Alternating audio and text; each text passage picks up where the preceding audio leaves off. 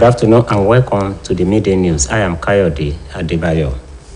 Some political parties have adopted special security measures in a move to better protect their officials and supporters as the campaigns intensify ahead of the elections.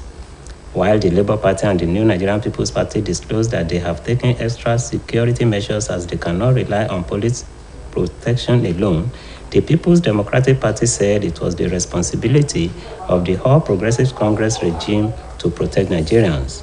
This is happening against the backdrop of attacks on party members on campaigns by suspected thugs in Borno, Zamfara, Kaduna, and other states.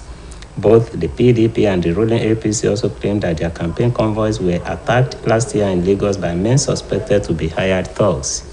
However, reports indicate that no fewer than 30 politicians have been killed between 2020 and 2022 across the country, while 31 other politicians were also kidnapped during the review period.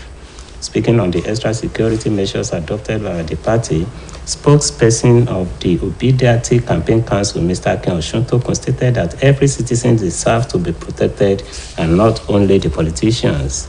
The All Progressives Congress said there was nothing wrong in adopting extra security arrangements, provided such an arrangement did not breach the provisions of the law.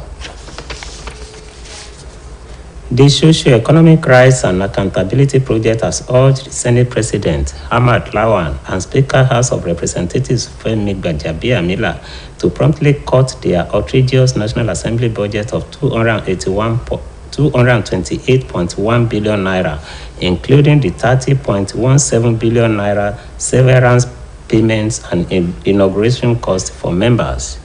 The group advised the duo to act within 7 days of receipt and publication of the document or face legal action. According to the SERAP's Deputy Director, Kolawole Oluwadare, the National Assembly had increased its 2023 budget from 169 billion naira proposed by President Muhammadu Buhari to 228.1 billion naira.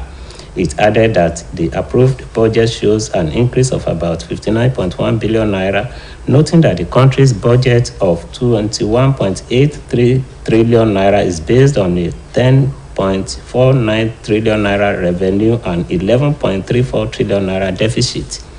Oluwadare described the step taken by the lawmakers as a grave violation of public trust and constitutional oath of office for members of the National Assembly to increase their own budget at a time when some 133 million Nigerians are living in poverty. He charged the National Legislature to propose a fresh budget that will reflect current economic realities and progressive and retrogressive economic measures. Former President Goodluck Jonathan has called on the political class to allow the judiciary to carry out its constitutional functions, saying society is dynamic. He made the call at the retirement program for the Bayelsa State Chief Judge, Justice Kate Abiri.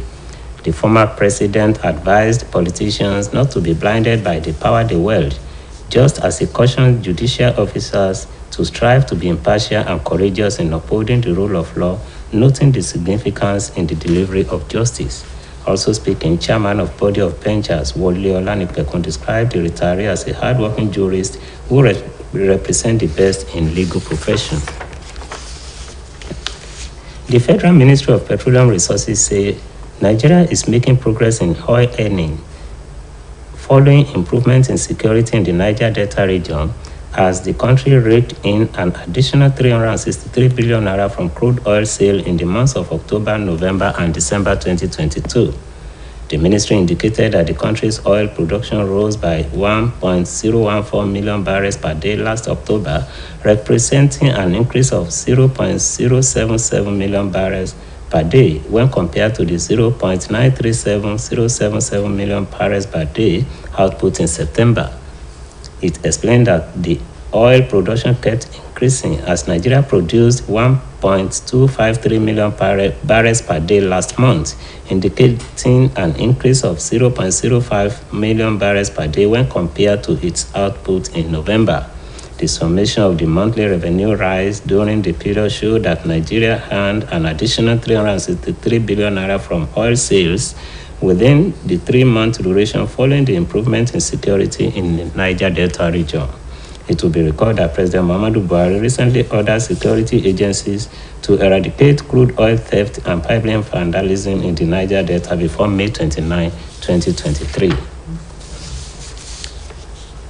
Chairman of the Senate Committee on Foreign Affairs, Senator Abubakar Adamu Bukachua, has assured Nigerians of each free exercise in the 2023 pilgrimage to Saudi Arabia.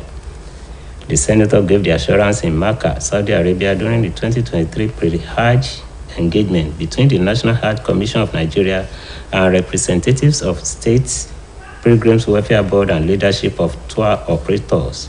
Bukachua said he was excited with the timely release of general guidelines and signing of Memorandum of Understanding between Nigeria and the Kingdom of Saudi Arabia, saying the pressure that yearly characterizes the process is technically eliminated.